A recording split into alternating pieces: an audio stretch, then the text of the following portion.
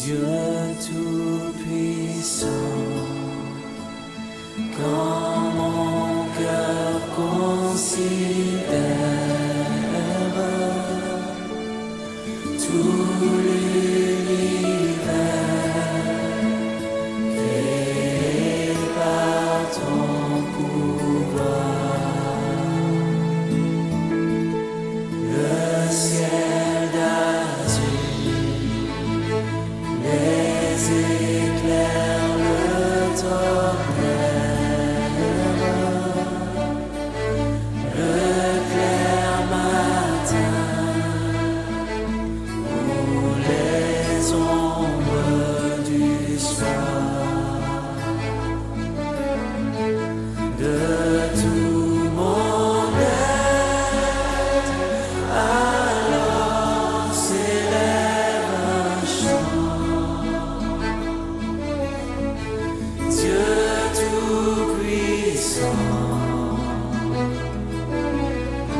que tu es grand,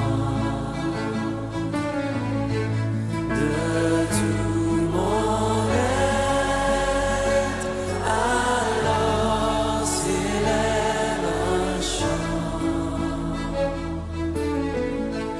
Dieu Tout-Puissant, que tu es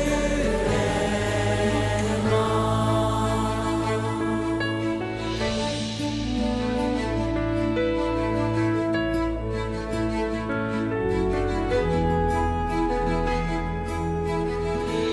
Mais quand je songe au sublime mystère qu'un Dieu si grand a pu penser à moi, que son cher Fils est devenu mon frère, et que je suis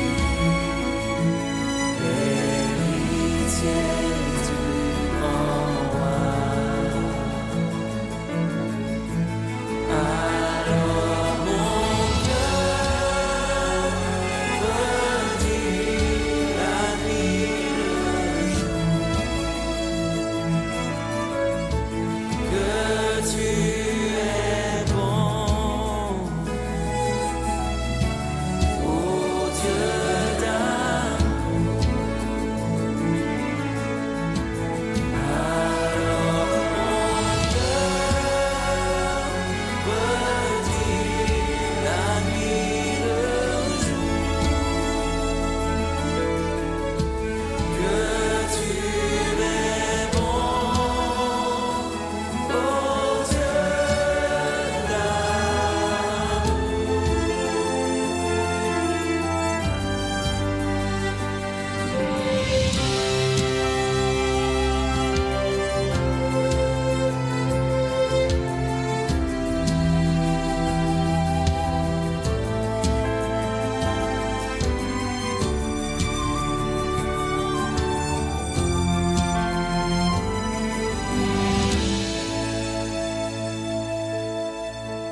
Quand mon sauveur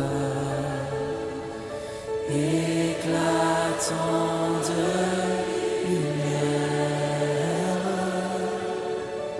se lèvera de son trône éternel, et que les sangs des douleurs de la terre,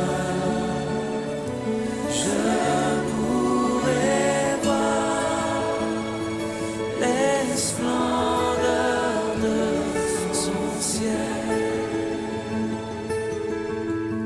Je redirai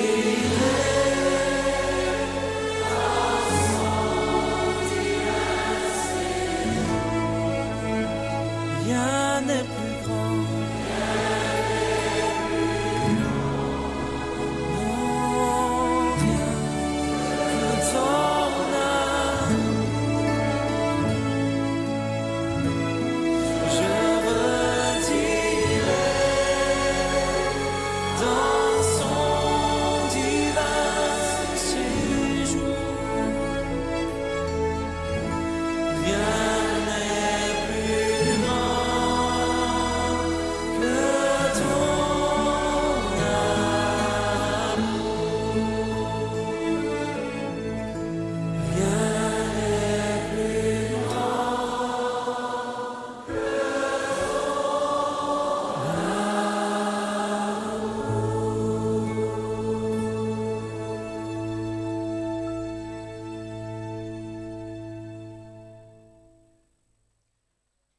La Bible affirme que Dieu a tellement aimé le monde qu'il a donné sa vie afin que quiconque croit en lui ne périsse pas, mais qu'il ait la vie éternelle. Dieu Tout-Puissant, je redirai dans ton divin séjour, rien n'est plus grand que ton amour, parce que c'est par amour que le Seigneur a donné sa vie pour racheter la nôtre de la malédiction du péché et de la condamnation du péché.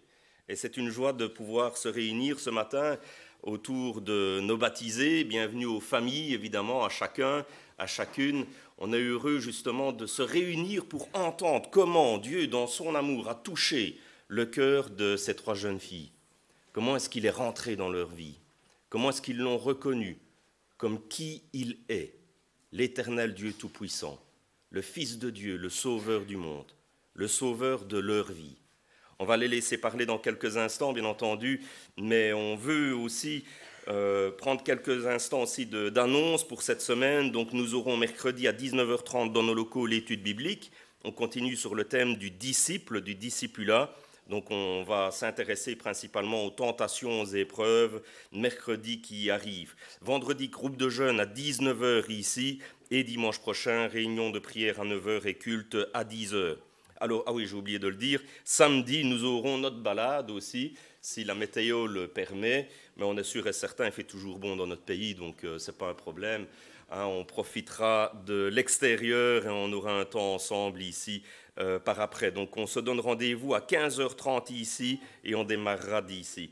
Prévoyez les dames aussi, le 23 octobre, il y a la journée de femmes consacrées. Femmes 2000. Ah, c'est Femmes 2000. Enfin, c'est pour les femmes, en tous les cas, vous avez compris.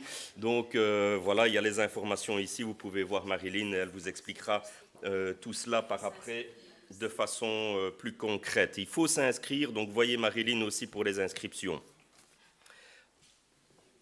Prions toujours les uns pour les autres, si vous le voulez bien. Il y a évidemment le papa de mon épouse qui va très très mal pour le moment, donc remettons-le dans les mains du Seigneur. Ma mère aussi aurait dû être là, mais bon, il y a plusieurs qui sont abonnés aux bronchites, hein, j'ai entendu même dans notre église, donc prions aussi pour chacun à ce niveau-là. On continue à prier pour Benoît qui sera bientôt opéré, il a encore une dernière chimio, et puis 4 semaines après, on pourra fixer la date de l'opération, donc on le remet dans les mains du Seigneur aussi. Bethuel est parmi nous, maintenant ça marche, parfait, ça court même.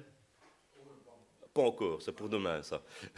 Donc on est content évidemment de se revoir. Continuons à prier pour Alphonse. Il y a la maman d'Angelina aussi que j'ai vue quelque part, pour qui on peut continuer à prier aussi.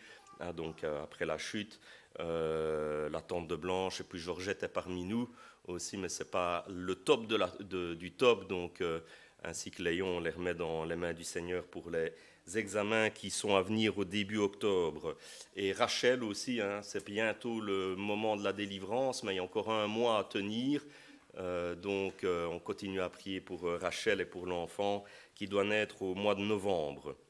Alain me dit que les calendriers, c'est parti, on peut les commander. Donc il a fait vos petits papiers comme d'habitude. Vous allez près de lui si vous ne l'avez pas.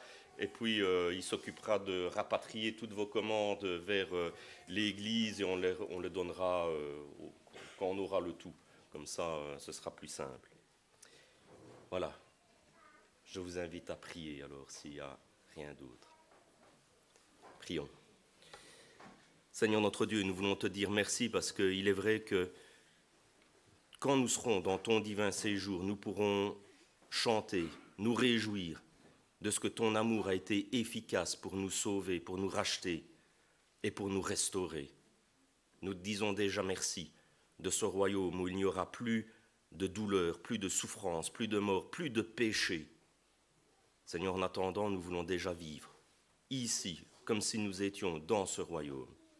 Seigneur notre Dieu, nous remettons cette semaine entre tes mains, Seigneur, et nous remettons tous ceux, toutes celles qui passent par des moments plus délicats entre tes mains. Veuille le soutenir, les guérir, les restaurer. Tu es celui aussi qui apporte la guérison de notre cœur et la guérison de nos corps. Seigneur, nous remettons toutes choses entre tes mains et te demandons que tu sois glorifié dans chacune de ces situations. Seigneur notre Dieu, ce matin, nous voulons, Seigneur, aussi, non pas nous mettre à l'écoute de nos émotions, de nos sentiments qui peuvent être brouillés, secoués par toutes sortes de circonstances de vie. Seigneur, nous voulons ouvrir les oreilles et les yeux de notre cœur pour te voir, pour t'entendre ce matin. Seigneur, veuille nous parler, veuille nous bénir, veuille nous remplir de ton esprit pour t'adorer en esprit et en vérité et te rendre la gloire qui t'est due. Et ce, dans le nom de Jésus. Amen. Je vous invite, puisque nous sommes là pour cela, nous sommes là pour adorer notre Dieu, je vous invite à commencer par le chant. Donc si vous voulez vous lever, vous pouvez vous lever. Si vous avez des difficultés à vous lever, restez assis. Choisissez quelqu'un qui n'est pas trop grand devant vous pour voir l'écran. Et on va chanter ensemble ce premier chant qui s'intitule « Notre Dieu règne dans les cieux ».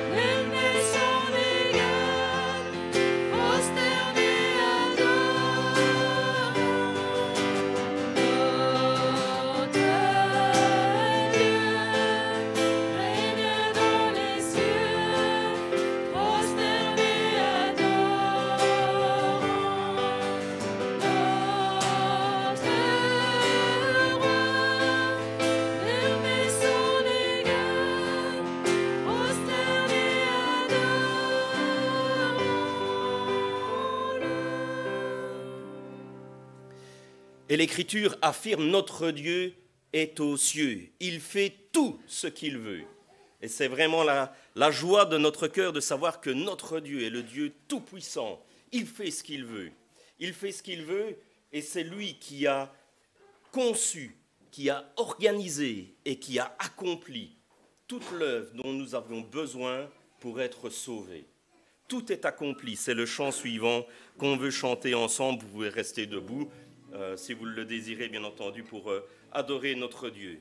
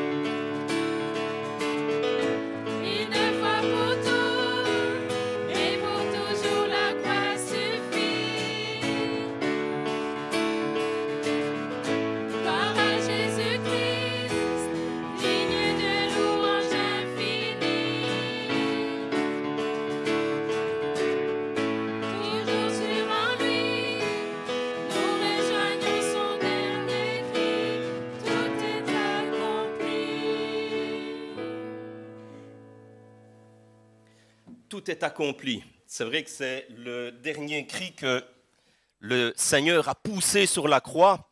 Et quand vous prenez le texte originel, en fait, c'est un seul mot qu'il dit en grec, qui traduit cette expression de tout est accompli. Un mot, comme si Dieu en Jésus-Christ avait poussé un cri de victoire, un cri de force pour dire que tout était accompli. Ah, je me rappelle pendant qu'on chantait, ce moment, on a vu, on a chanté le voile qui a été déchiré. Je me suis dit, sapristi, quel événement ça a dû être pour ceux qui étaient présents. Je me suis dit, mais les souverains sacrificateurs, les sacrificateurs qui étaient là dans le temple, qui étaient en train d'accomplir leur travail, qui tout d'un coup voient le soleil qui s'obscurcit. Ils voient Jésus qui a été malmené au travers de la ville, qui est sorti de la ville et qui est crucifié. Ils savent tout ça, c'est notoire, c'est public, toute la ville est là. Et puis quand Jésus crie ce cri, tout est accompli, le voile se déchire du haut vers le bas. Dieu est sorti de son temple parce qu'il avait décidé non plus de vivre dans des briques, mais vivre dans des cœurs. Extraordinaire, n'est-ce pas? Et c'est ce même Jésus qui, quelques jours après, est ressuscité et qui, 30 jours après être resté sur terre avec ses disciples, les avoir enseignés sur le royaume de Dieu, va remonter au ciel et va leur donner cet ordre. Allez faire des disciples. Allez, faites des disciples de toutes les nations. Baptisez-les au nom du Père, du Fils et de l'Esprit Saint et enseignez-leur à observer tout ce qui est prescrit. Et c'est ce commandement auquel on veut aussi obéir ce matin. Ce matin, on va avoir un culte de baptême. Et si vous faites attention, nos bébés ont dépassé la taille recommandée pour être dans un couffin ou dans un landau. Pourquoi est-ce qu'on ne baptise pas des bébés? Pourquoi est-ce qu'on baptise des personnes adultes, réfléchies, consentantes? Mais tout simplement parce que nous sommes une église qui sommes issus de la réforme protestante, c'est-à-dire que nous croyons dans les principes de la réforme. Ce qui veut dire que nous croyons que la Bible est la parole de Dieu. C'est notre seule source d'autorité en matière de vie et de foi. Alors des grands mots pour tout simplement dire qu'on va faire et on va croire tout ce qui est marqué dans la Bible. Et à l'inverse, on ne fera pas et on ne croira pas tout ce qui n'est pas marqué dans la Bible. C'est pour ça que ce matin, on baptise des adultes, parce que dans la Bible, il n'y a pas d'exemple de baptême d'enfants. Ce sont chaque fois des adultes, des gens réfléchis, conscients de ce qu'ils faisaient et qui volontairement prennent cette décision et le témoignent publiquement. Et c'est ça le sens du baptême. C'est un témoignage public de notre foi personnelle, notre confiance personnelle en Jésus. C'est notre foi, notre témoignage public de notre identification à ce que Jésus a fait à la croix. Il est mort et il est ressuscité. C'est ce qu'on va représenter un petit peu comme si on mettait une pièce de théâtre ici dans l'eau. Quand on passe sous l'eau, on est mort à notre vie de pécheur. Notre vie où c'est le péché qui dirigeait tout dans notre existence. Et quand on ressort, s'ils sont gentils, je les laisserai ressortir. Quand on ressort, on renaît. On est à une vie où c'est Dieu, où c'est l'Esprit Saint qui va influencer le cours de notre existence pour nous faire mener une vie qui honore Dieu. C'est aussi un témoignage public de notre appartenance au corps de Christ, au corps de Jésus, à l'Église, à l'Assemblée. On n'est pas sauvé pour être seul. On n'est pas sauvé pour vivre sa foi par procuration devant son poste de télévision. On est sauvé pour être avec d'autres chrétiens, avec d'autres enfants de Dieu. Pourquoi? Parce que l'Écriture dit que le faire aiguise le faire. C'est quand on est ensemble qu'on peut se soutenir, se motiver, s'encourager, se consoler aussi. C'est pour ça que l'Église existe.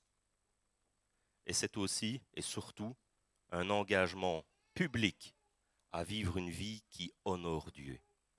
Quand on se fait baptiser, on prend l'engagement publiquement de tout faire pour mener une vie qui honore Dieu. C'est ça que représente le baptême. Alors vous comprenez bien qu'on a Sébastien avec nous, mais Sébastien ne saurait pas prendre cette décision.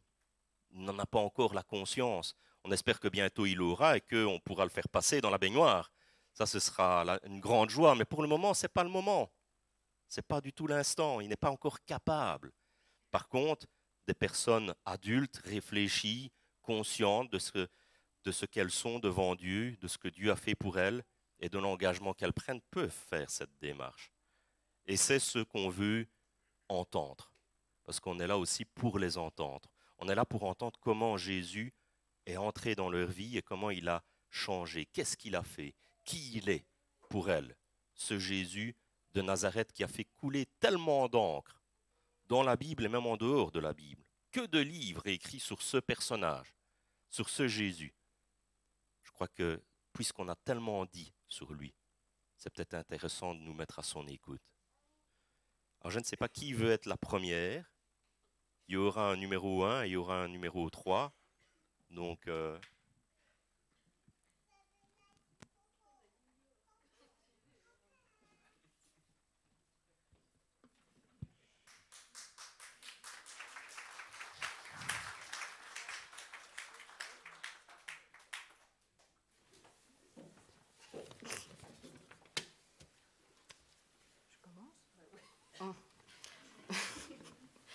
Bonjour, je m'appelle Naomi Doyen, je suis la fille aînée du pasteur David Doyen, si vous ne le saviez pas encore. Donc, je suis née dans une famille chrétienne. J'ai toujours entendu parler du Seigneur Jésus, de Dieu et des histoires de la Bible, mais lorsque j'étais petite, j'ai eu beaucoup de péripéties. Tout d'abord, je n'étais pas une enfant facile, j'étais colérique, je m'évadais toujours et un jour, vers mes 4-5 ans, j'ai fait un camp junior où j'avais compris que Jésus avait croqué mon mauvais cœur pour m'en rendre à nouveau. Quand j'ai dit cela à mes parents, je me suis rappelé que mon papa a parlé longtemps avec moi et je voulais déjà plaire à Dieu. Depuis ce moment, j'étais plus calme à la maison et à l'école. Malheureusement, par la suite, en grandissant, je recommençais à frapper dans tout et tout ce qui bougeait. Vous pouvez demander à Rachel. Le déclencheur de tout ça était, comme j'étais la fille aînée du pasteur, selon certaines personnes, je devais être irréprochable dans ma foi, être sage. Et une fois, lorsque mon papa était allé prêcher dans une autre église, la monitrice de l'école du dimanche était très étonnée, voire déçue, que pour une fille du pasteur, je ne répondais pas bien à toutes ces questions bibliques. Elle était même allée le dire à ma mère. De ce fait, j'allais à l'église par obligation et plus par envie de connaître mieux Jésus. Je faisais les camps juste pour m'amuser et non pour le côté spirituel, même si j'étais toujours interpellée par Dieu. Je me remettais toujours en question et je prenais toujours un nouveau départ avec Dieu. Et à chaque camp, je prenais une nouvelle décision pour lui. Mais lorsque je rentrais, je recommençais très vite mes biaiseries. Certains enfants se moquaient de moi car je ne retenais pas bien les histoires de la Bible et je ne répondais pas correctement aux questions. Et les amis d'école se moquaient de moi car j'étais protestante. Tout cela ne m'aidait pas à faire attention à mon comportement et à prendre au sérieux ma décision de plaire à Dieu. Malgré tout, je continuais à aller au camp et c'est durant un de mes premiers camps ados, vers mes 12-13 ans, que j'ai réellement réalisé dans mon cœur qui était Dieu pour moi et surtout qui était Jésus. J'ai compris que Jésus est mort sur la croix pour moi et m'a sauvée de mes péchés. Ça a été vraiment un déclic en moi que si je n'avais pas Jésus dans ma vie, comme sauveur et Seigneur, j'étais condamnée à l'enfer, séparée de Dieu. Après avoir pris cette décision, je me suis rendu compte que Dieu a toujours été là pour moi. Par exemple, pour l'école, depuis toute petite, j'ai toujours eu beaucoup de difficultés pour apprendre. Et comme le dit un de mes versets préférés, Philippiens 4:13, « Je peux faire face à toutes les difficultés grâce au Christ qui m'en donne la force. » À chaque fois que je rencontrais une difficulté, Dieu était là pour m'aider, pour me rappeler de ce que j'avais étudié ou même comprendre la matière, même lorsque je ne le demandais pas. Depuis ce jour, je n'ai plus eu peur de montrer ma foi et de rester ferme sur mes convictions. Et j'ai essayé d'amener mes amis à l'église ou même au club de jeunes pour qu'ils connaissent le bonheur de connaître Jésus. Cela fait 2-3 ans que je réfléchissais à me faire baptiser, mais à cause de ma timidité, je le reportais toujours. J'ai toujours voulu plaire à Dieu, lui obéir et le désir de lui ressembler de plus en plus, être comme Jésus. C'est donc grâce à mon amie Cécilia que j'ai décidé aujourd'hui de me faire baptiser, de dire ouvertement qui est Jésus pour moi et de pouvoir le suivre et le servir. Merci à vous.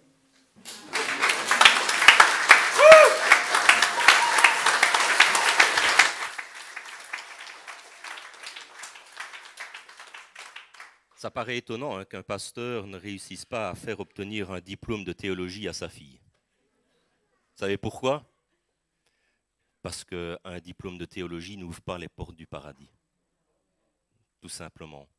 Par contre, ce qui les ouvre, c'est le sacrifice de Jésus. Et c'est ça le plus important, c'est de comprendre ce message et d'y adhérer quelque part et de s'engager à vivre pour lui. Vous pouvez regarder vos pieds, il faudra quand même que quelqu'un vienne. Hein?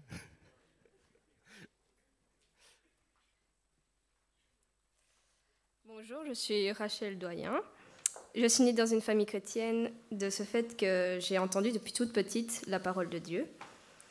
Du fait que mon papa est pasteur et que je suis la seule enfant en religion protestante dans mon école primaire, les gens pensaient que je venais d'une secte, donc certains interdisant à leurs enfants de me fréquenter.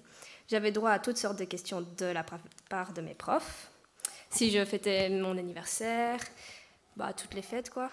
Et si j'avais droit à manger certaines nourritures. Certains enfants disaient que j'étais dangereuse, que j'avais des démons dans ma tête, qu'il ne fallait pas m'inviter chez eux ou à des anniversaires.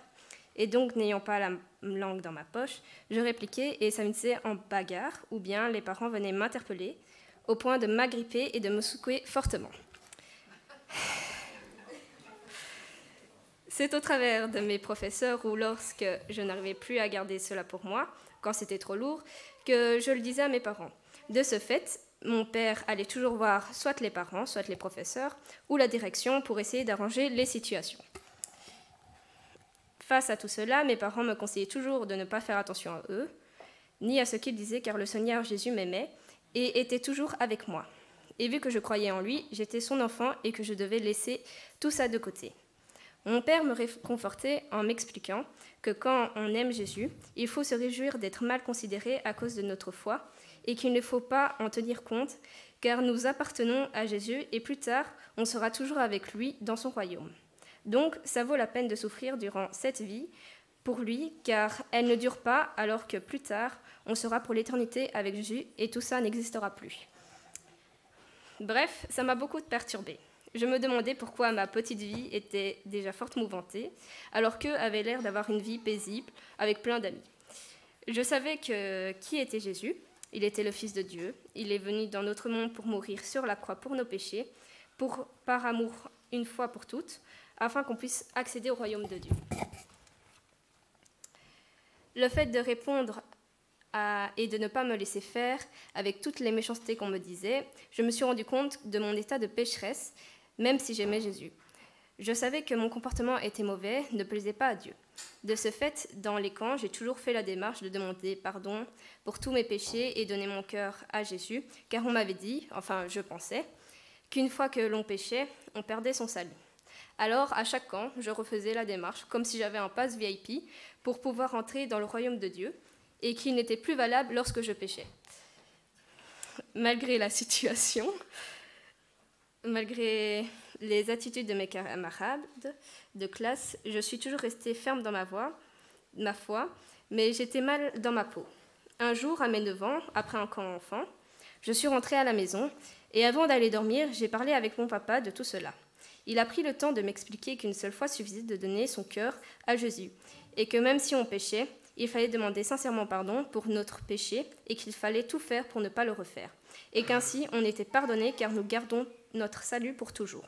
Sur ce jour-là, j'ai réellement compris que Jésus était mon sauveur et mon Seigneur. Depuis ce jour, j'ai continué à rester ferme dans ma foi, malgré les remarques des gens, et j'ai appris à me défendre intelligemment, tout en essayant de ne pas rendre le mal par le mal. Au contraire, aujourd'hui, mes camarades de classe viennent vers moi pour me poser des questions sur ma foi, et là, je prends le temps de la partager et de dire qui est Jésus. J'essaye qu'ils viennent soit au camp, au club des jeunes ou à l'église, et j'ai de meilleures relations avec eux car ils me disent que je suis une personne de confiance et que je ne ferai pas de mal à une mouche. Par la suite, j'avais envie de me faire baptiser, mais me pensant trop jeune, je n'ai rien dit. Début de cette année, j'ai discuté avec ma maman et j'ai fait le pas. Aujourd'hui, j'ai décidé de me faire baptiser car je veux obéir à Jésus, je veux lui plaire, je veux le servir et je veux dire publiquement que je lui appartiens et officiellement que je veux être avec lui à 100%. Merci de m'avoir écouté.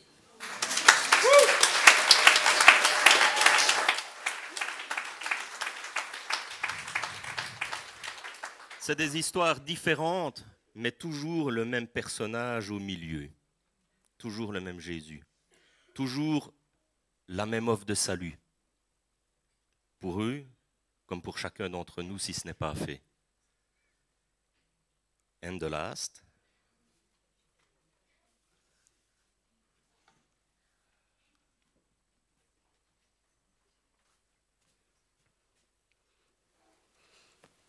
Bonjour, je m'appelle Cécilia et j'ai 18 ans. Je suis née dans une famille chrétienne composée de 4 enfants depuis toute petite. J'ai été habituée à aller tous les dimanches à l'église où j'apprenais qui était Dieu et qu'est-ce qu'il avait fait de merveilleux pour moi. Au fur et à mesure des années, j'ai ressenti une tension s'installer entre mes parents, jusqu'au moment où ils ont commencé à se disputer de plus en plus. En 2013, mes parents ont pris la décision de divorcer. Cette décision ne m'a pas trop affectée sur le moment car on m'avait dit pour me rassurer que c'était peut-être la meilleure solution pour qu'ils soient heureux, mais chacun de leur côté. De plus, en voyant comment les parents divorcés de mon ami de l'époque communiquaient paisiblement pour leur fille, je me suis dit que mes parents plus tard allaient sûrement avoir la même relation. Malheureusement, ça n'a pas été le cas. Le divorce s'est très mal passé au point que la tension était encore plus palpable qu'auparavant. Mes parents n'arrivaient plus à communiquer entre eux. Pour communiquer, ils devaient passer par le biais de leur avocat ou par nous.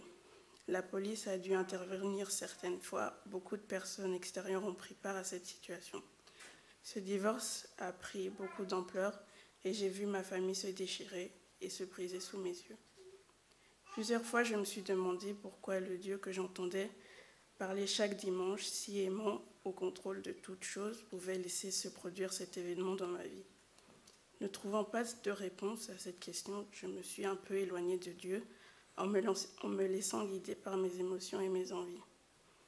Étant assez introvertie, je gardais toute cette souffrance en moi.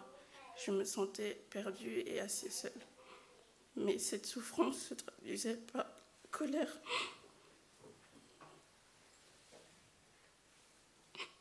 Envers mes proches. J'ai commencé à être souvent en désaccord avec mes parents.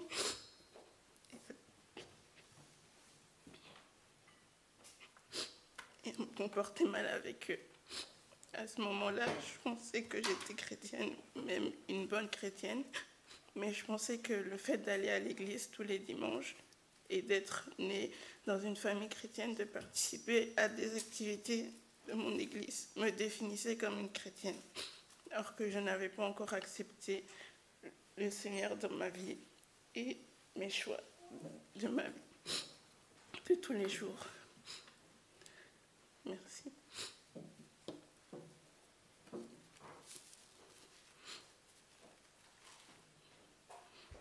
Le 3 avril 2017, lors d'un camp chrétien à Limoges, durant une soirée louange, le directeur du camp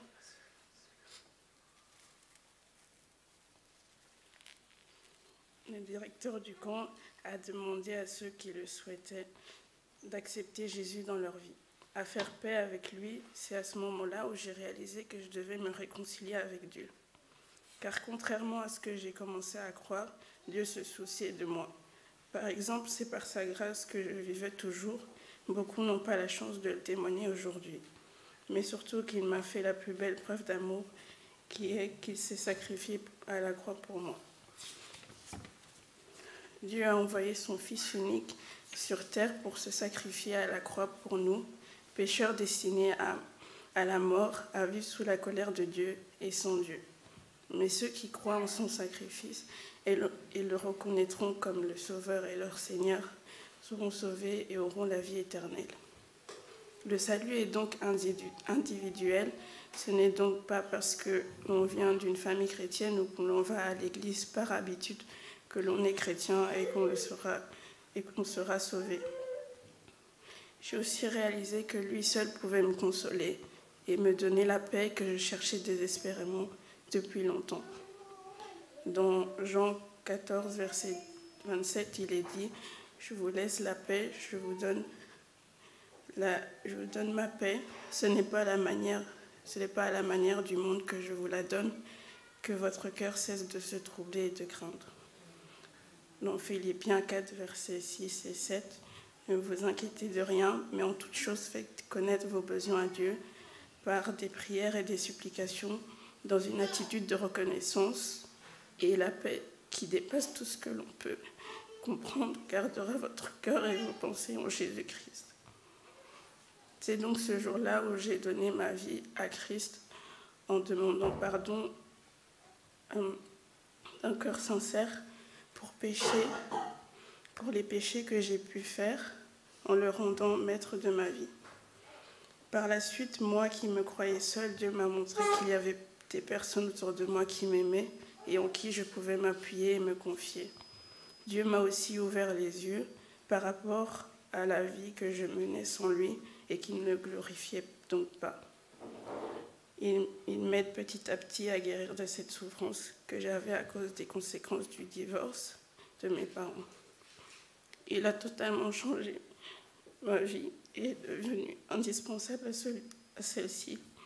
Néanmoins, ce n'est pas à partir de ce moment-là où ma vie a été plus facile. Au contraire, mais dorénavant, je sais qu'à chaque difficulté que je rencontrerai, Dieu sera là pour m'aider à les surmonter. Dans 1 Pierre, chapitre 5, verset 10, il est dit « Vous aurez à souffrir encore un peu de temps, mais Dieu, source de toute grâce, vous a appelé à participer à sa gloire éternelle dans la communion avec Jésus-Christ. Il vous perfectionnera lui-même, vous affirmera, vous fortifiera et vous établira sur des solides fondations. » Depuis ma conversion en 2017, j'ai toujours eu le désir de me baptiser car c'est une suite logique à la conversion. Le baptême est l'engagement concret et manifeste de ce qui s'est passé dans mon cœur lorsque j'ai accepté Christ dans ma vie. Cependant, je n'osais pas faire les démarches pour le faire, entre autres à cause du fait de devoir témoigner devant tout le monde ou d'être pas assez prête pour le faire. Par conséquent, la question du baptême est restée pendant un moment dans mes pensées et mes prières.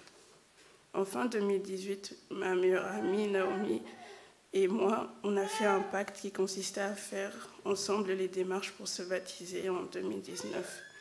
Comme nous avions les mêmes appréhensions à ce sujet.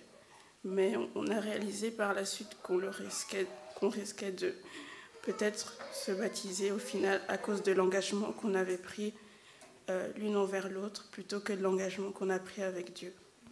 Mais au début de cette année, après plusieurs discussions à ce sujet avec certaines personnes de ma famille, j'ai réalisé que je devais arrêter de vivre sous cette peur qui me retenait de faire ce que je désirais, mais surtout ce que Dieu désirait que je fasse avant son retour. Par conséquent, je devais saisir la prochaine opportunité qui s'offrirait à moi pour faire les démarches pour mon baptême. C'est ce que j'ai fait grâce au message de Marilyn. Elle connaissait mon état d'esprit sur le sujet. Elle m'a donc proposé de participer aux méditations pour la préparation du baptême qui dirigerait si je le souhaitais. Et vous l'aurez compris, j'ai accepté. C'est fini.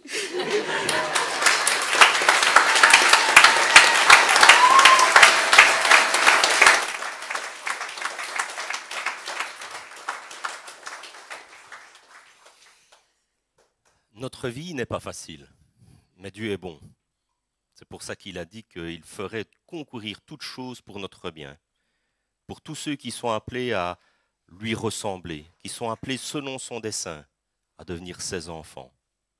Alors oui, Dieu est bon, en tout temps. On va passer au baptême maintenant. Je crois que c'est Cécilia qui devait être la première. Donc, voilà.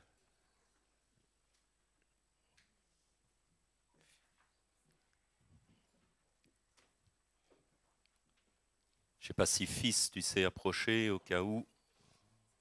Ou Salvatore, je ne sais pas où tu es. Voilà, voilà. C'est surtout quand ils sortiront de l'eau pour ne pas glisser. Voilà, voilà.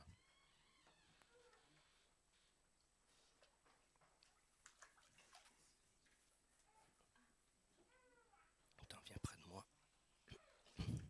Tu te laisses bien aller. Ainsi. Ma sœur Cécilia, c'est sur la foi en ton témoignage que nous te baptisons au nom du Père, du Fils et de l'Esprit Saint.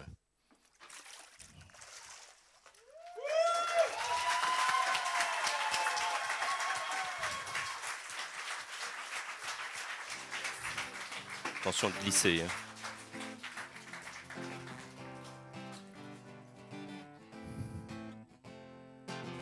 J'ai décidé de marcher dans ta vérité. J'ai décidé de vivre dans ta sainteté. J'ai décidé de tout remettre mes pensées. J'ai décidé de faire ta volonté. Jésus-Christ, je te suivrai jour après jour. Tu seras mon bouclier, mon secours. Si je tombe, ta main me soutiendra.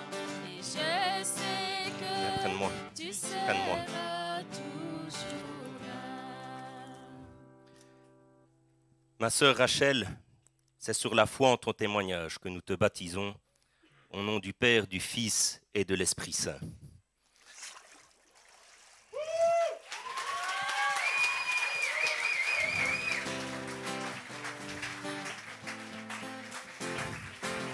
J'ai décidé d'être fidèle à chaque instant. J'ai décidé de brûler de feu ardent. J'ai décidé d'avancer au son de ta voix. J'ai décidé de tout faire comme toi, Jésus-Christ. Je te suivrai jour après jour. Tu seras mon bouclier, mon secours. Si je tombe, ta main me soutiendra. Et je sais que tu seras toujours là. Ma sœur Naomi, c'est sur la foi en ton témoignage que nous te baptisons au nom du Père, du Fils et de l'Esprit Saint.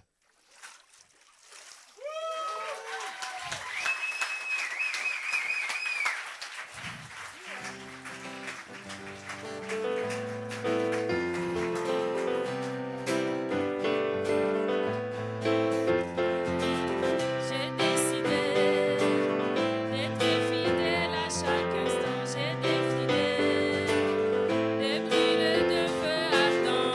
J'ai décidé d'avancer au son de ta voix. J'ai décidé de tout faire comme toi, Jésus-Christ. Je te suivrai jour après jour. Tu seras mon bouclier, mon secours. Si je tombe, ta main me soutiendra. Et je sais que tu seras Toujours là. J'ai décidé de suivre Jésus et je sais que tu seras toujours là. Et c'est aussi la finale, n'est-ce pas, de ce dernier moment que Jésus a eu avec ses disciples.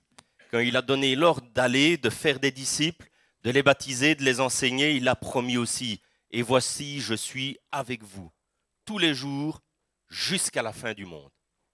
C'est la promesse qu'il nous a donnée, donc c'est évident que nous pouvons le suivre en comptant sur lui et en étant sûr qu'il est avec nous. On veut chanter ensemble, si vous voulez bien, les chants suivants qui vont s'afficher à l'écran. Vase d'argile d'abord, et je vous invite à vous lever pour continuer à adorer notre Dieu. Le temps que nos trois jeunes filles nous rejoignent.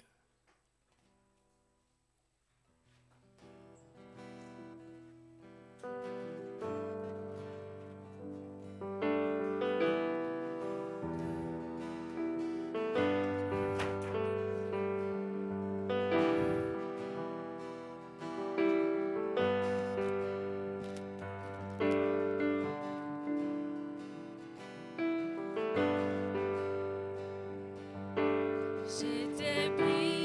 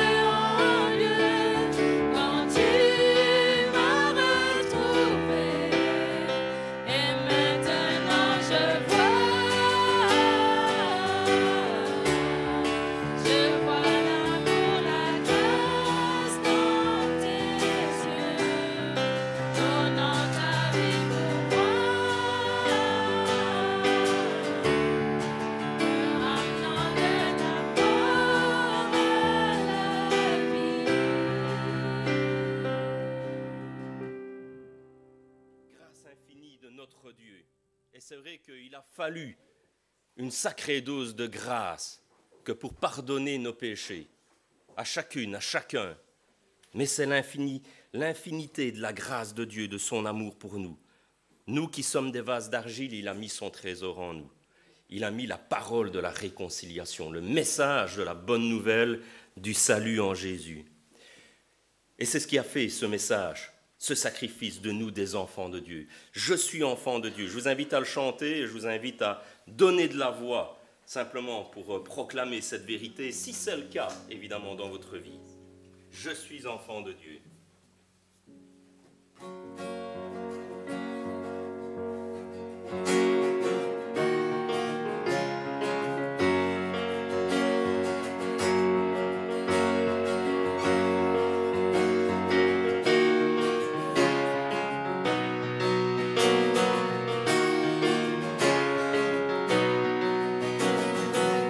Qui suis-je pour que le roi des cieux ouvre ses bras?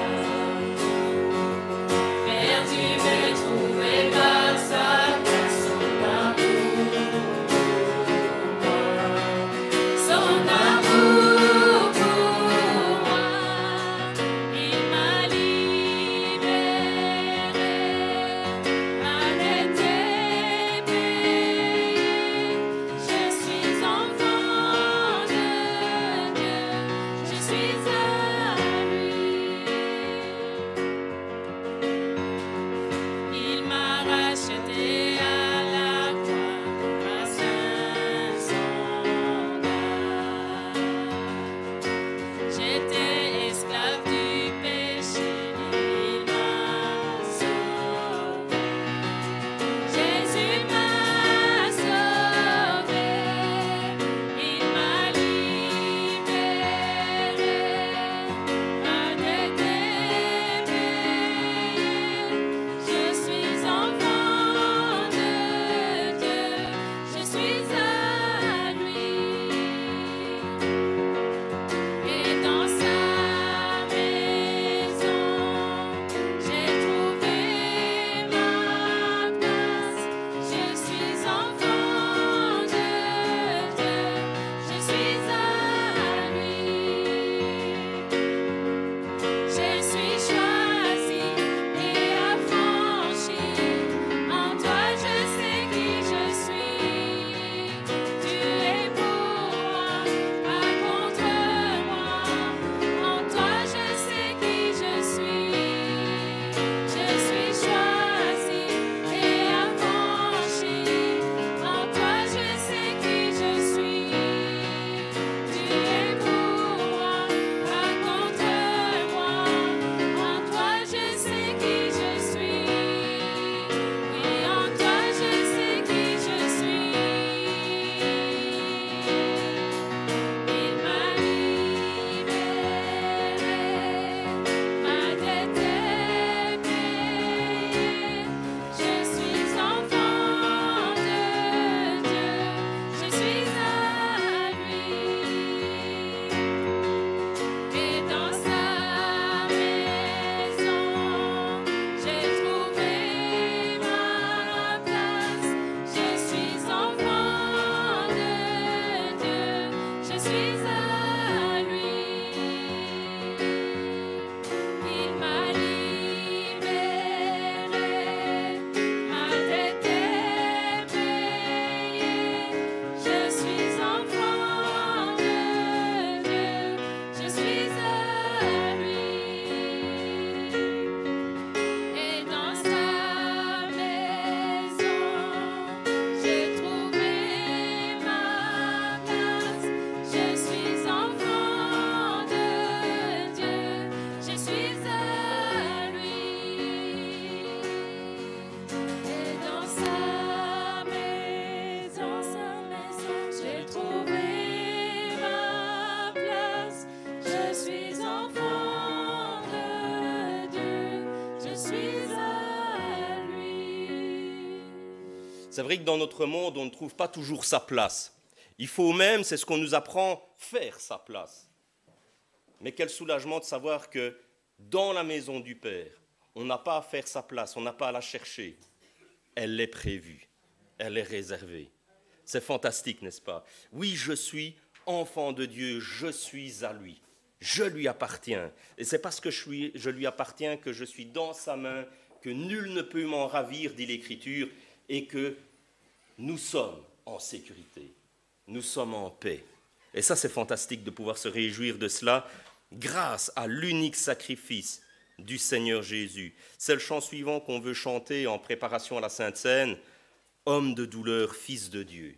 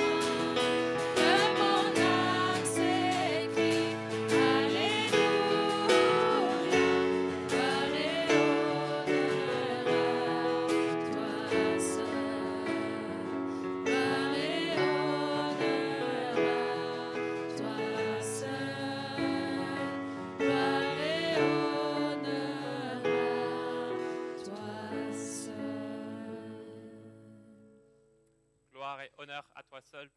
Nous louons le Seigneur pour sa mort à la croix. Et nous allons passer maintenant à la célébration de la Sainte Seine. Quel privilège que nous avons ce matin de nous rappeler de la mort de notre Seigneur Jésus à notre place. Et je vous invite à ouvrir dans vos Bibles, avant de manger le pain, de boire le vin, dans l'Épître aux Hébreux, le chapitre 2, et les versets 17 à 18. Hébreux 2, 17 à 18. Et je lis dans la seconde 21. Par conséquent, il devait devenir semblable en tout à ses frères, afin d'être un grand prêtre rempli de compassion et fidèle dans le service de Dieu, pour faire l'expiation des péchés du peuple. En effet, comme il a souffert lui-même lorsqu'il a été tenté, il peut secourir ceux qui sont tentés. La Sainte Seine est le moment pendant lequel nous nous souvenons de ce que Jésus a fait pour nous. Mais de quoi souvenons-nous en prenant le pain et le vin ce matin? J'aimerais juste attirer votre attention sur deux choses dans ces versets. D'abord, Jésus peut nous sauver. Nous nous rappelons du fait qu'à la croix, Jésus nous sauve. Chaque être humain a besoin d'un médiateur. Sans un médiateur, personne ne peut s'approcher de Dieu. Notre rébellion contre lui nous sépare de Dieu. Mais à la croix, Jésus est devenu le médiateur dont nous avons besoin. Il a pris sur lui la colère de Dieu que nous avons méritée, toute la condamnation, afin que nos péchés soient pardonnés et afin que nous puissions entrer dans la présence de Dieu. Jésus peut nous sauver. Et deuxièmement, comme nous voyons dans ces versets, Jésus peut nous secourir aujourd'hui. N'est-ce pas merveilleux? Jésus peut nous secourir aujourd'hui. Jésus est devenu un être humain comme nous. Il s'est identifié à nous afin de nous représenter devant Dieu. Et donc, lorsque nous mangeons le pain et buvons le vin ce matin, souvenons-nous que Jésus est un grand prêtre, un médiateur rempli de compassion. Jésus sait ce que cela veut dire être un être humain. Il a souffert pour nous, il a souffert comme nous. Et donc, il peut nous secourir lorsque nous sommes tentés de pleurer, de crier, même d'abandonner. Donc je vais inviter vous qui avez placé la confiance en Jésus pour le pardon de vos péchés et qui êtes en ordre avec le Seigneur, avec vos frères et sœurs, à vous lever.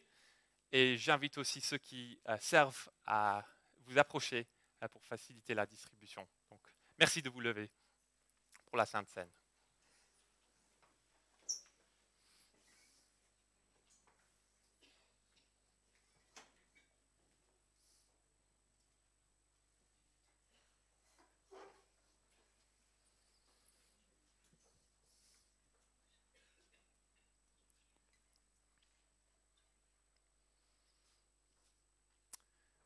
Dans la nuit où il fut livré lors du repas de la Pâque, le Seigneur Jésus a pris du pain, il le rompit et dit « Ceci est mon corps qui est brisé pour nous. Prenez et mangez-en tous. » Ensuite, le Seigneur Jésus a pris la coupe remplie du fruit de la vigne et dit « Ceci est mon sang, le sang de la nouvelle alliance qui est répandu pour la rémission des péchés de beaucoup. » Pendant que les éléments sont distribués, je vous invite à méditer ces paroles et à exprimer votre joie, votre reconnaissance dans le silence de vos cœurs et de louer le Seigneur pour ce qu'il a fait pour nous à la croix.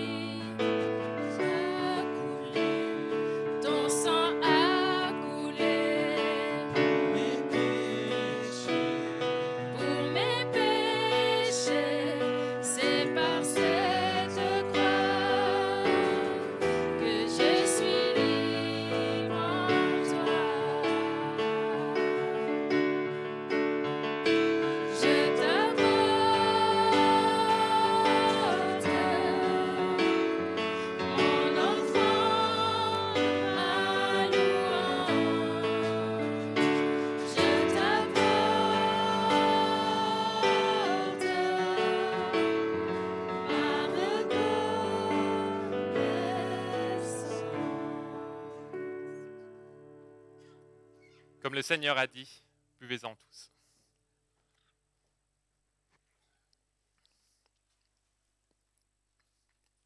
Amen. Vous pouvez prendre place.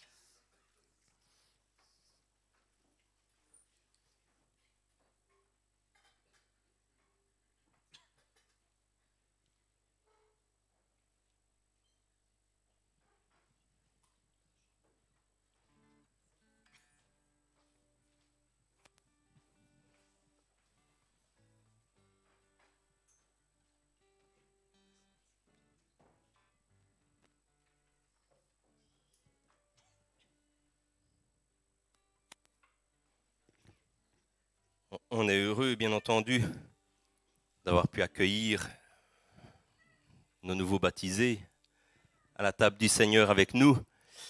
Et c'est aussi une habitude que l'on a de remettre un certificat de baptême. Alors malheureusement, ça ne réduit pas les impôts, ça ne marche pas pour les contributions. J'ai essayé, ça ne fonctionne pas. Donc n'essayez pas. Mais c'est bon, ça a une valeur simplement, on va dire sentimentale, dans un certain sens. C'est un rappel pour nous, en tous les cas, et surtout pour vous. Un certificat qui rappelle simplement les textes bibliques sur lesquels on a réfléchi. L'ordre du Seigneur, allez, faites de toutes les nations des disciples, les baptisant au nom du Père, du Fils et du Saint-Esprit, et enseignez-leur à observer tout ce que je vous ai prescrit. Et voici, je suis avec vous tous les jours jusqu'à la fin du monde. C'est l'évangile de Matthieu, chapitre 28, versets 19 à 20. Conformément, évidemment, à l'ordre du Seigneur, Cécilia Mbaki Louzaïzou, je l'ai bien dit, a été baptisée le 3 octobre 2021 à l'église protestante évangélique de Sambreville. Et on veut conclure avec un verset qui dit « Ignorez-vous que nous tous, qui avons été baptisés en Jésus-Christ, c'est en sa mort que vous avez été baptisés. Nous avons donc été ensevelis avec lui par le baptême en sa mort, afin que, comme Christ est ressuscité des morts, par la gloire du Père, de même, nous aussi nous marchions en nouveauté de vie. » Les autres certificats sont exactement les mêmes. On rappelle simplement que Rachel, doyen, a été baptisée selon le commandement du Seigneur le 3 octobre, ainsi que Naomi. Je vous invite à vous approcher. Et j'espère que vous pouvez venir ici devant, qu'on vous voit. Et j'espère que ce petit papier sera un rappel que vous pourrez mettre quelque part dans votre chambre pour vous rappeler que vous avez pris un engagement avec Dieu et que lui ne vous lâchera pas. J'inviterai les anciens à s'approcher. Ensemble, on veut prier. Je vous invite à vous lever pour vous associer à nous dans la prière. Que ça ne soit pas que notre prière à nous, mais à nous tous ensemble.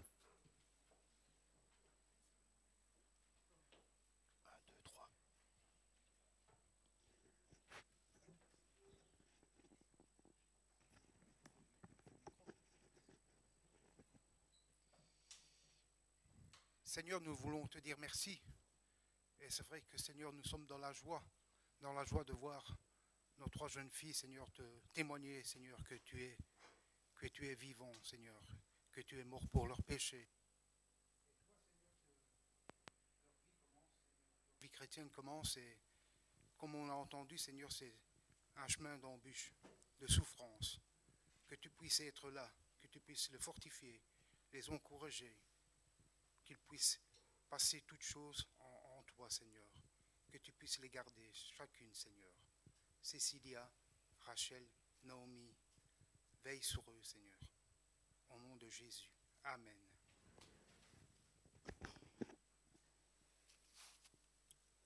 Seigneur, par ta bonté et ta miséricorde, Seigneur, te demandons, Seigneur, ta divine main, Seigneur, sur la vie, Seigneur, de ces trois jeunes. Seigneur, tu as entendu, Seigneur, dans leur déclaration, Seigneur, le peur qu'elles ont confronté, Seigneur, à certains moments de leur vie. Et Seigneur, tu as été présent. Tu as été présent parce que c'est toi qui a parlé dans le cœur, c'est toi qui a bandé la plaie, Seigneur, tu l'as nettoyée. Et Seigneur, tu as été là. Seigneur, nous voulons te remercier. Seigneur, nous voulons aussi, Seigneur, que tu leur fasses comprendre aussi que la vie en tant que chrétien est une vie, Seigneur, dans laquelle ils vont être, Seigneur, ils vont subir, Seigneur, des embûches, des problèmes. Seigneur, nous voulons, Seigneur, qu'au moment où cela arrivera, Seigneur, qu'elle sache que tu es là. Seigneur, que tu es présent et que tu traverseras, Seigneur, ces moments difficiles avec elle. Seigneur, nous voulons que leur foi, Seigneur, soit une foi qui soit vraiment véritable, Seigneur, en toi. Seigneur, merci. Merci, Seigneur, d'ouvrir, Seigneur, un chemin, Seigneur, même s'il est étroit, mais Seigneur, qui voit, Seigneur, tes promesses, Seigneur, qu'elle puisse les saisir. Seigneur, sois élevé, Seigneur, sois béni, au nom de Jésus. Amen. Seigneur notre Dieu, nous voulons te dire merci, Seigneur, parce que ta grâce est efficace. Seigneur, la bonne nouvelle du salut en Jésus est révolutionnaire. Seigneur notre Dieu, nous voulons te dire merci de ce que tu as accompli, tout ce dont nous avions besoin pour être sauvés. Je veux te dire merci pour le sacrifice à la croix, le corps qui a porté nos péchés, pour le sang qui a coulé, pour que nous soyons pardonnés, rachetés, délivrés.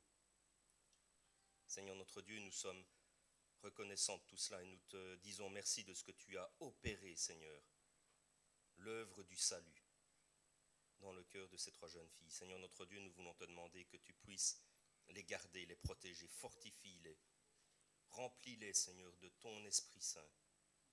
Seigneur, qu'ils soient l'influenceur de leur vie et qu'ainsi elles puissent, jour le jour, en étant obéissantes, être fidèles et vivre une vie qui t'honore. Garde-les du mal et du malin, du péché et de ses pièges, des tentations et des influences mauvaises qui pourraient tourner autour d'elles. C'est ce que nous te demandons dans le nom de Jésus. Amen. Soyons-nous.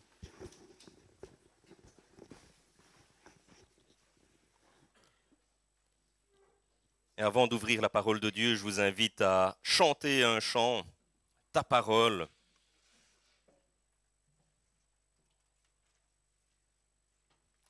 Nous le chanterons en guise de prière avant de, ensemble, nous mettre à l'écoute de sa parole.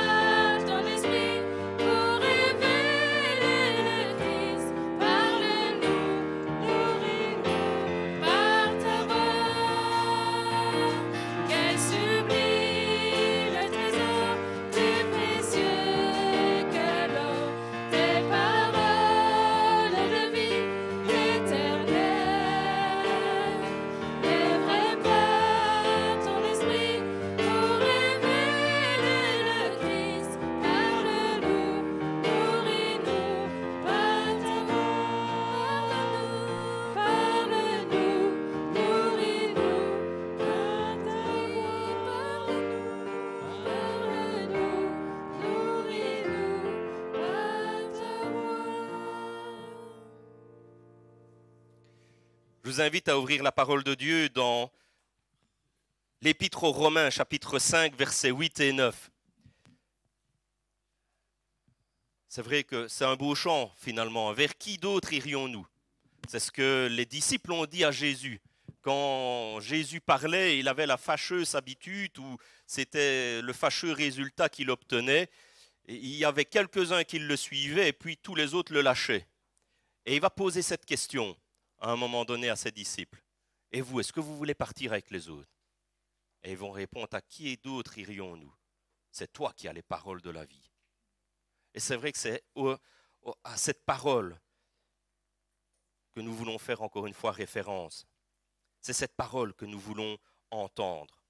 Romains chapitre 5, versets 8 et 9. Pardon. Et je vais lire dans la version parole de vie. Ce sera un peu différent, mais j'aime bien cette version-là. Je trouve que c'est dit plus simplement.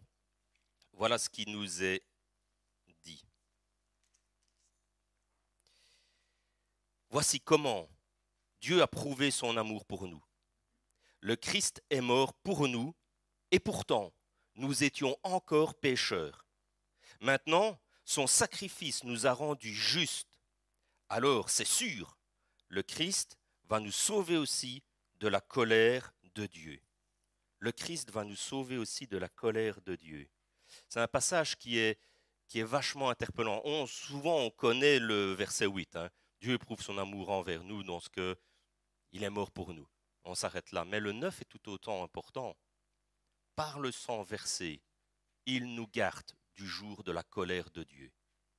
Nous sommes gardés du jour de la colère de Dieu. Ah oui, tu parles d'une bonne nouvelle. Le mot évangile veut dire bonne nouvelle et ça démarre avec le fait que Dieu est en pétard contre nous. Ben oui, c'est justement à cause de cette mauvaise nouvelle-là que la bonne nouvelle prend tout son sens, tout simplement. Je me rappelle, on a regardé ici dernièrement le film de la vie de Rachel Joy Scott. Vous savez qui c'est? Vous vous rappelez peut-être de qui c'est Rachel Joy Scott? C'est la première victime des fusillades de l'école secondaire de Columbine aux États-Unis en 1999. Cette jeune fille était chrétienne. Cette jeune fille était chrétienne, elle a essayé d'avoir un témoignage dans son école.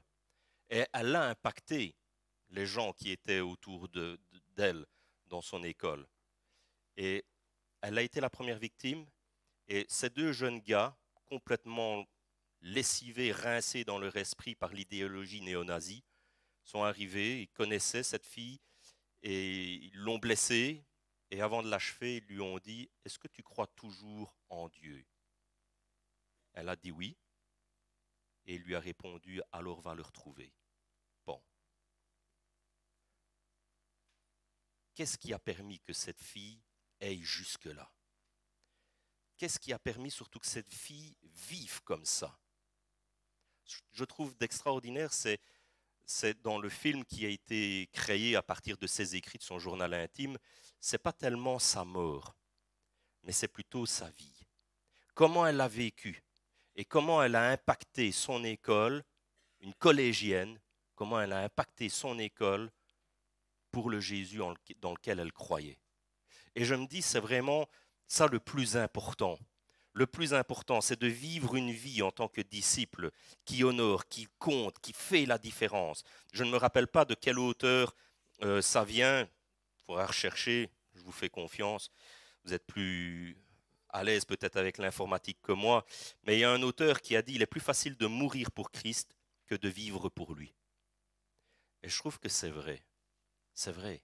Vivre quotidiennement pour glorifier Dieu. Vivre pour lui obéir, vivre pour l'honorer, vivre pour résister aux tentations, vivre pour ne pas se donner libre cours à tous nos plaisirs, à tout ce qu'on veut. Ça, c'est un combat. C'est le bon combat de la foi. C'est ce qu'il y a, évidemment, c'est là qu'on voit la fidélité et qu'on voit l'authenticité de notre consécration à Dieu. Quand on regarde le sacrifice de Jésus, est-ce qu'il ne mérite pas qu'on lui soit consacré et qu'on vive une vie qui fait la différence? Je pense que oui. Et cette fidélité, c'est la marque de fabrique des disciples et ça va se caractériser justement par l'authenticité, par une vie consacrée. Et ça, c'est possible. Non pas grâce à nous, nous on n'est pas capable, mais grâce à Dieu. l'Écriture nous dit que nous avons été, au moment de notre nouvelle naissance, baptisés dans l'Esprit Saint. Et l'Esprit Saint est rentré en nous, il a fait de nous sa maison. Si nous pouvons vivre une vie qui honore Dieu, ce n'est pas à cause de notre obéissance uniquement, ça c'est simplement notre part.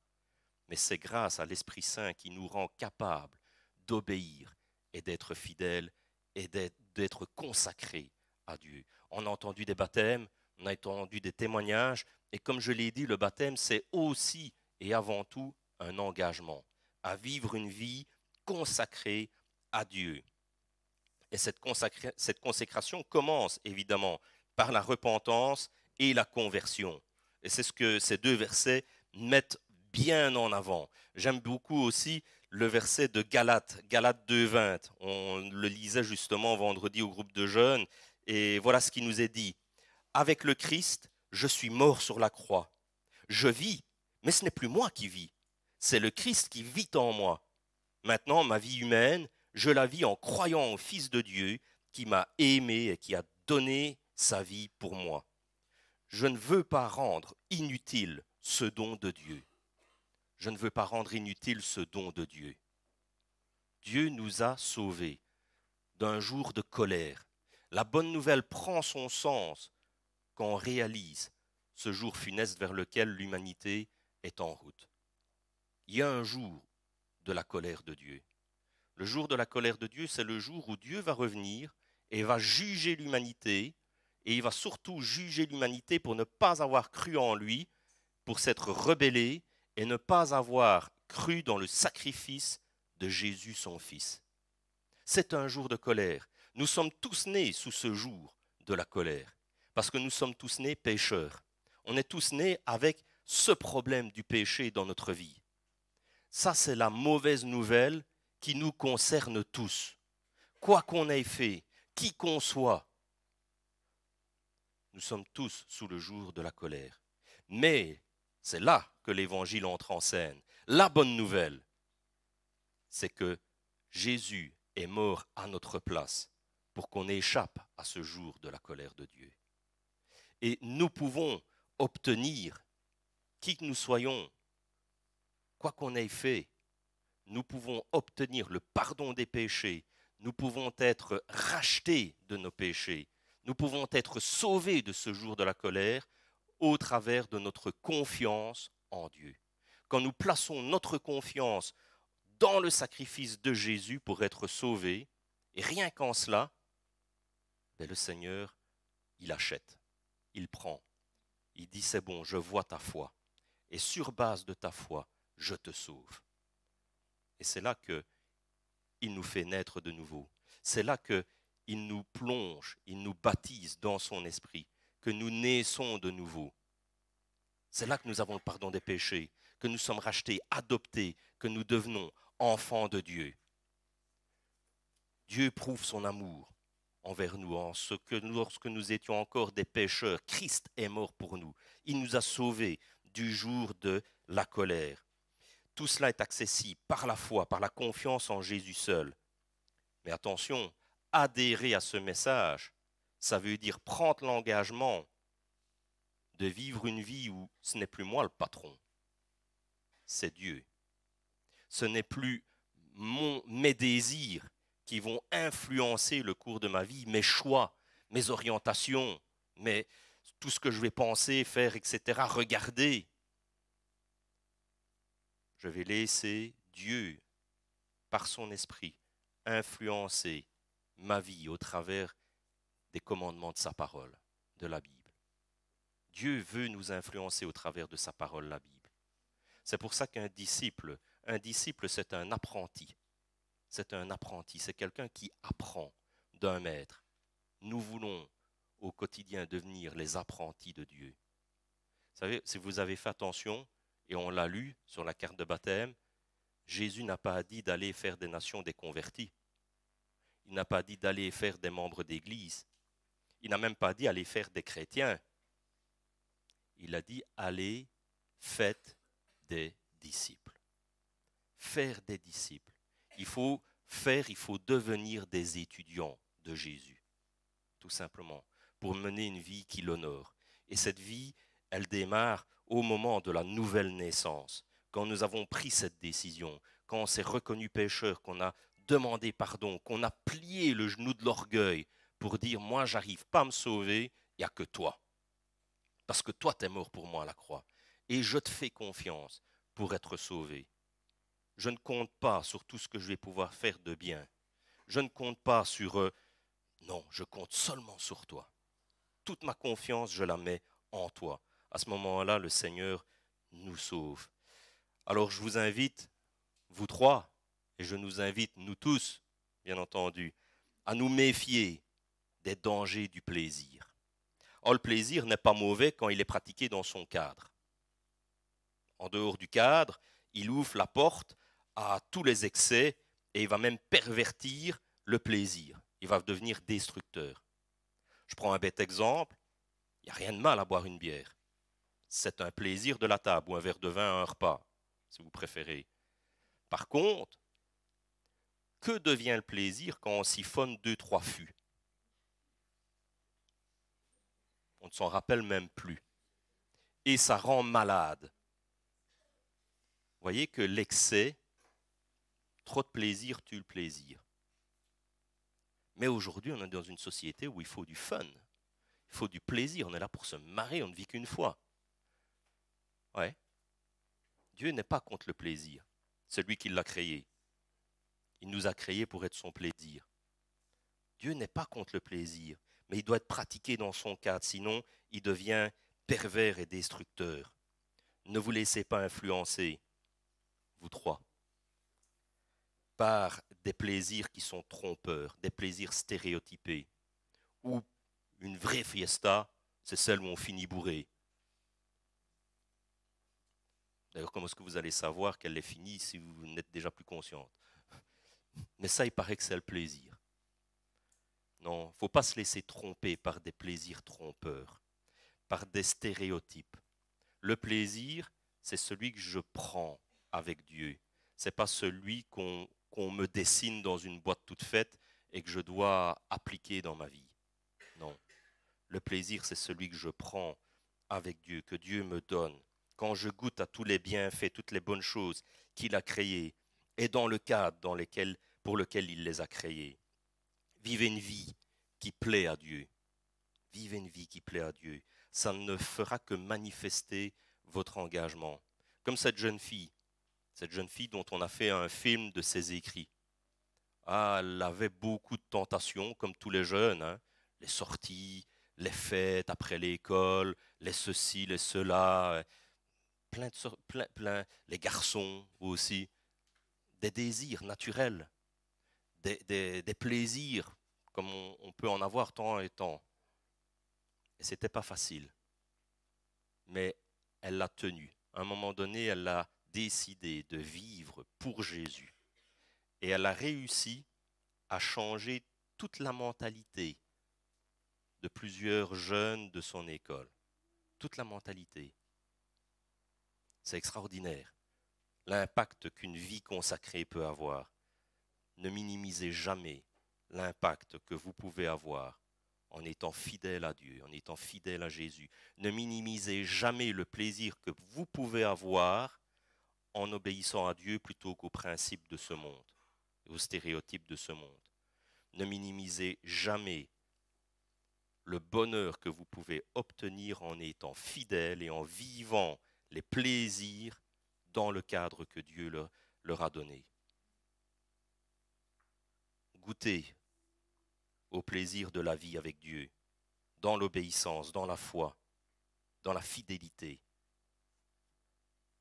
Et que le Seigneur vous garde, que le Seigneur nous garde, fidèles et combattant le bon combat jusqu'au bout, en gardant la foi, jusqu'au moment où on va rentrer dans le royaume, où il n'y aura plus même la présence du péché, il n'y aura plus de mal, plus de pleurs, plus de tout ça, plus de souffrance. Et on pourra, comme le psalmiste disait, faire le tour de l'autel avec des chants de reconnaissance, en criant Alléluia. Et cet autel, il sera en chair et en os. C'est Jésus de Nazareth. On le verra face à face. Alors faisons ici-bas tout ce que nous pouvons pour vivre une vie qui l'honore, pour que le jour où on sera devant lui, il ne nous dise pas « j'ai cru que tu n'y arriverais jamais », mais qu'il nous dise plutôt « c'est bon, fidèle serviteur, entre dans la joie de ton maître ». Que Dieu nous garde et que Dieu nous protège. Amen. Je vous invite à conclure par le chant. Moi, j'aime bien chanter.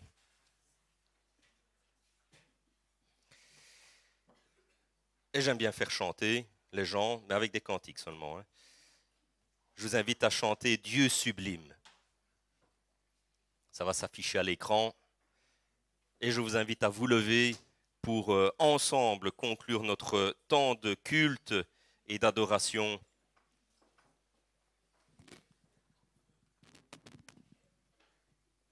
Autour de notre Dieu.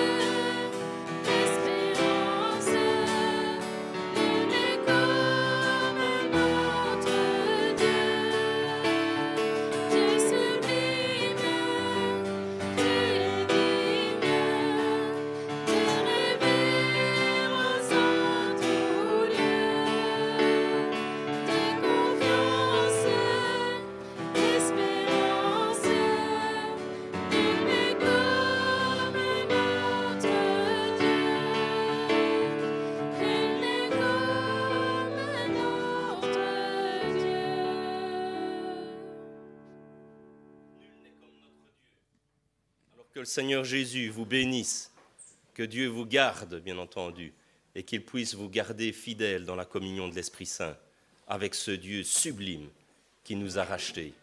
Amen.